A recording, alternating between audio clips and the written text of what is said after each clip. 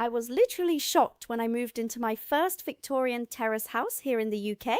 Coming from a standard suburban home in Ohio, I thought I knew how to run a household, but let me tell you, the first time I stood in my freezing cold British kitchen, staring at a sink with two separate faucets, one running a stream of literal lava and the other running Arctic water, I realized I was completely out of my depth. In the US, we do not think twice about simple things like drying laundry, washing hands, or keeping a bedroom warm. We just turn a dial, push a button, and let our massive appliances do the work. But here in Britain, doing basic chores feels like trying to solve a complex physics equation. And the craziest part, British grandparents, or nans as they call them here, have been doing all of this flawlessly for decades without a single smart appliance, while Americans are now frantically Googling how to survive these exact everyday situations. I am talking about things like managing dampness, drying clothes inside without making the house smell damp, and keeping a drafty room warm without spending your entire monthly salary on energy bills. It is this beautiful lost art of domestic resourcefulness that completely blew my mind. When you live in a country where the houses were built during the reign of Queen Victoria, you have to learn the old ways. Today, I want to take you through the genius old-school household hacks that British grandparents just knew, which Americans are now spending hours researching online. Let us start with the classic, the double tap situation. If you have ever stepped foot in an older British home, you have seen this. And if you are American, you have definitely Googled, why do British sinks have separate hot and cold faucets? From our perspective, it makes absolutely zero sense. One faucet is on the far left, spitting out boiling water. The other faucet is on the far right, delivering water that is ice cold. There is no middle ground. If you try to wash your hands under the running water, you are forced to do this frantic hand wave back and forth between the two streams, hoping to get some sort of lukewarm compromise before you get burned or frostbitten. It feels completely ridiculous. But to a British grandparent, this is a historical monument to safety and resourcefulness. The reason older British houses have separate taps goes back to the plumbing construction of the post-war era. The cold water came directly from the main supply, which was clean and safe to drink. The hot water came from a storage tank in the attic, which was often open to the elements, meaning it could have rust or dust in it. To prevent clean drinking water from getting contaminated by dirty hot water, the law kept them entirely separate. But then you have the mystery of the washing up bowl. Why do British people put a plastic tub inside their clean kitchen sink? It is a deeply ingrained habit passed down from grandmothers who lived through times of scarcity. The plastic bowl serves a brilliant dual purpose.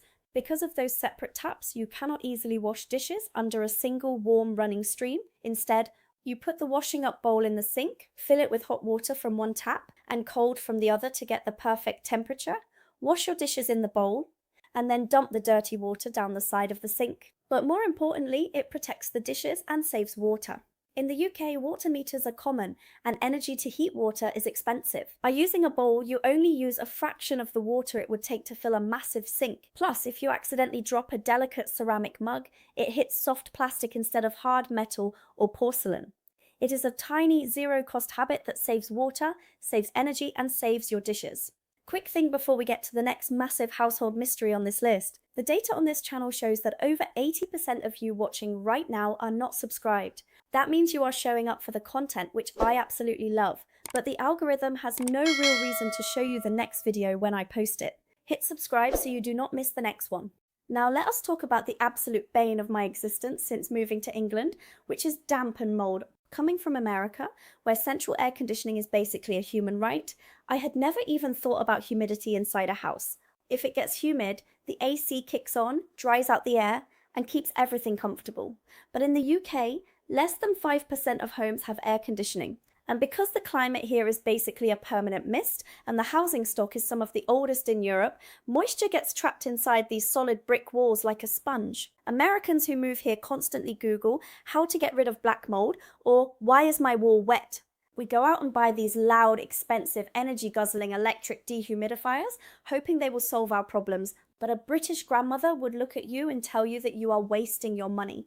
They had a natural, zero-cost technique called shock ventilation, which sounds completely counterintuitive to an American. In the dead of winter, when it is freezing cold outside, a British nan will walk around the house and open every single window wide for exactly 10 to 15 minutes. When I first saw my neighbor do this, I thought she had lost her mind. It is 30 degrees outside, why are you letting the cold air in? But the physics behind this is incredibly elegant. Things like breathing, cooking, and taking showers create warm, moisture-laden air inside. If that warm, wet air has nowhere to go, it hits the cold brick walls and condenses into water droplets, which eventually leads to black mold. By opening the windows wide for just 10 minutes, you allow all that heavy, humid air to quickly rush out and be replaced by dry, cold outdoor air. Because the windows are only open for 10 minutes, the heavy brick walls and furniture do not actually lose their heat. So once you close the windows, the fresh, dry air warms up almost instantly, and your house feels warmer and drier than it did before. Nan also knew that if you had a particularly damp corner, you did not need a fancy machine. You just put a bowl of cheap, coarse table salt in the corner. The salt naturally draws the moisture out of the air. It is incredibly simple, completely free, and saves you from running a noisy dehumidifier 24 hours a day. Speaking of heat and moisture, we need to talk about the airing cupboard. This is a concept that does not exist in America, and when Americans first encounter one, they are completely baffled. They Google, "What is an airing cupboard?" or "Why is there a slatted shelf in my closet?" In the US, our closets are just places to hang clothes. They are cold, dark, and sometimes a bit dusty. But in a traditional British home, the airing cupboard is the warm, comforting heart of the household. It is usually a small closet built around the hot water cylinder, which is the big copper tank that heats the water for the taps and the radiators. Because the tank is constantly warm, it radiates a gentle, dry heat into the surrounding closet. British grandmothers used this space with absolute precision. They would build slatted wooden shelves over and around the tank, and this is where they would store their bed sheets, towels, and winter blankets. The slatted shelves allowed the warm air to circulate freely, keeping the linens bone dry and smelling fresh even in a damp climate. But more than just storage, the airing cupboard was a secondary clothes dryer. If you had a sweater that was slightly damp after being hung on the wash line, or if you had a coat that got caught in a sudden British downpour, you did not throw it in a tumble dryer. You laid it gently on the slatted shelves in the airing cupboard, and by the morning, it was warm, dry, and ready to wear. It is a completely passive, energy-free way to dry laundry, and it is honestly one of the things I miss the most when I visit my family back in Ohio.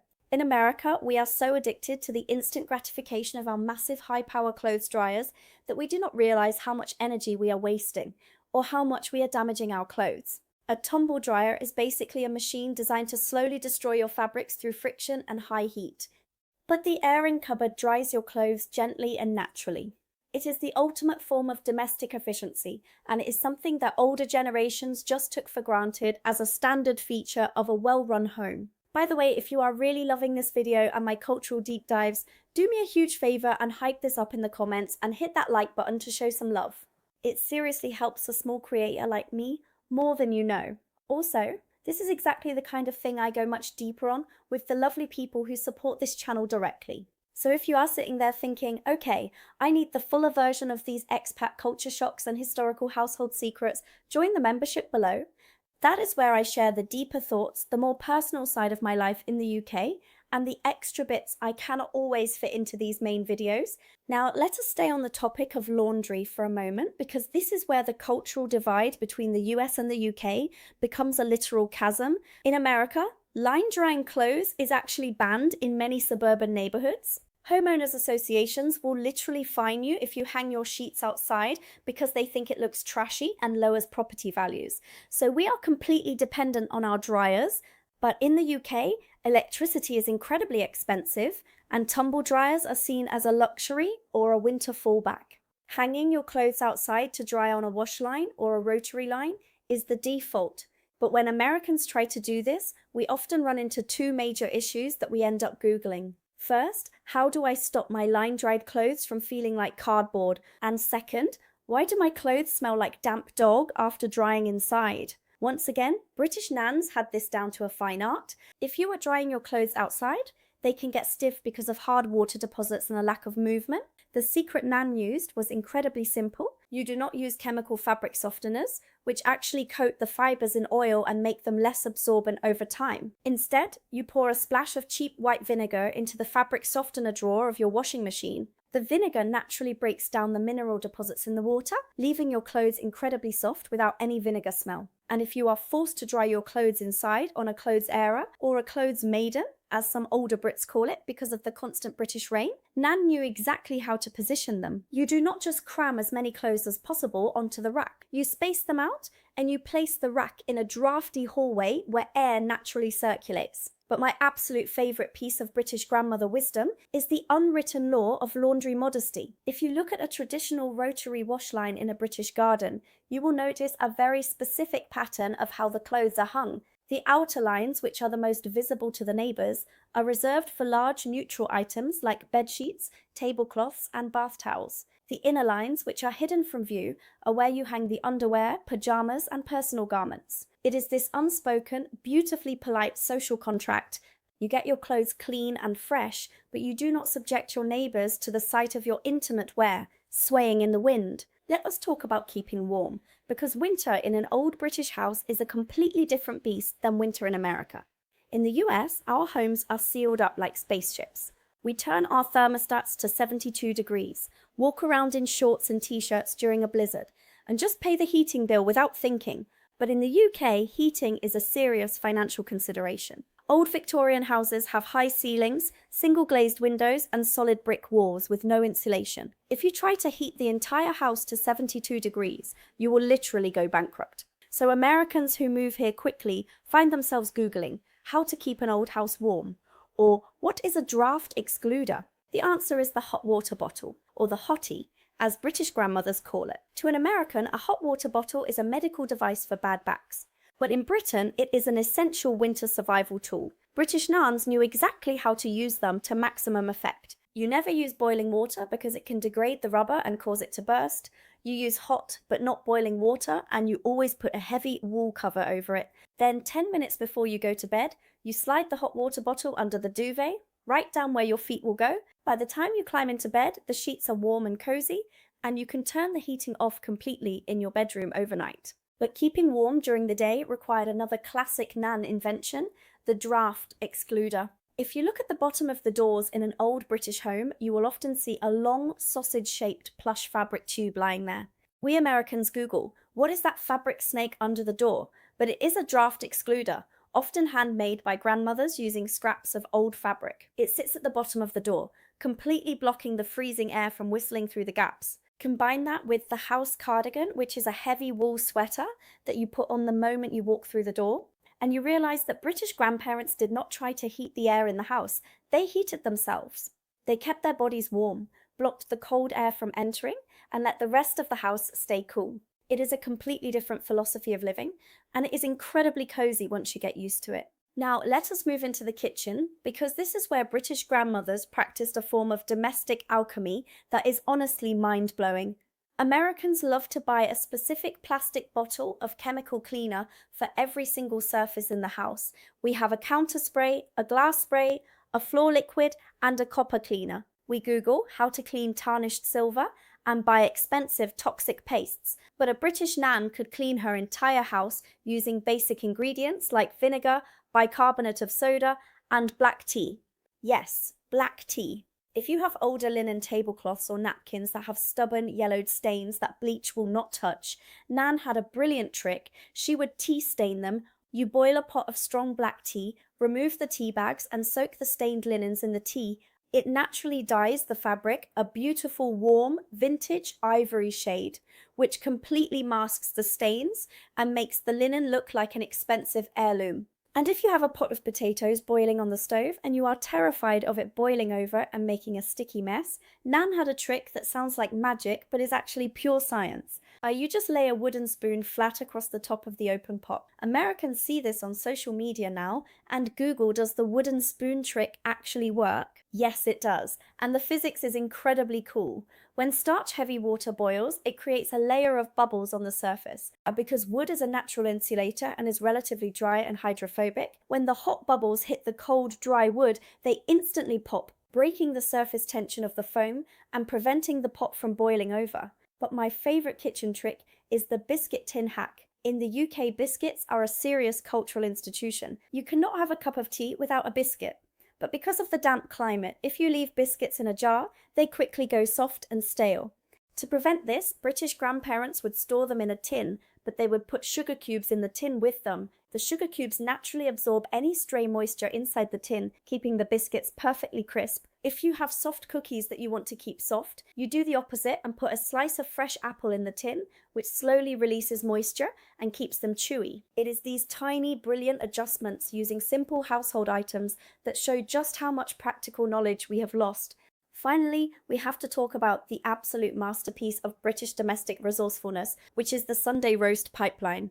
In America, we are obsessed with meal prep. We spend our Sundays buying pre-portioned plastic containers, cooking identical meals of chicken, broccoli, and brown rice for the entire week, and then eating soggy, depressing leftovers by Thursday.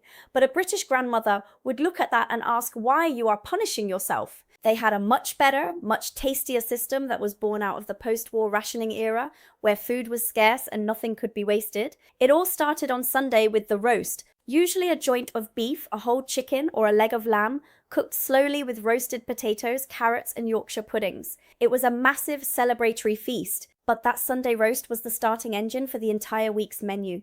On Monday, the leftover meat was sliced cold and served with bubble and squeak, which is a brilliant dish made by frying up the leftover mashed potatoes and cabbage from Sunday until it is crispy and golden. On Tuesday, any remaining meat was minced up and baked under a layer of leftover mashed potatoes to create a cottage pie or a shepherd's pie.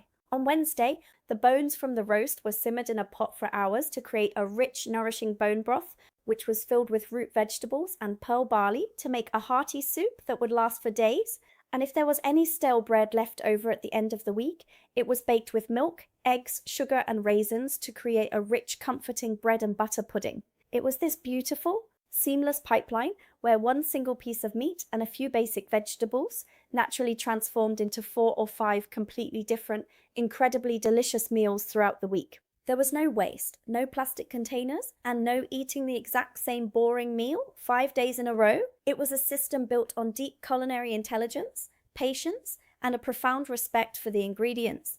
We Google budget meal prep ideas and spend a fortune on specialized cookbooks when the ultimate guide to thrifty, delicious eating was perfected by British grandmothers 70 years ago.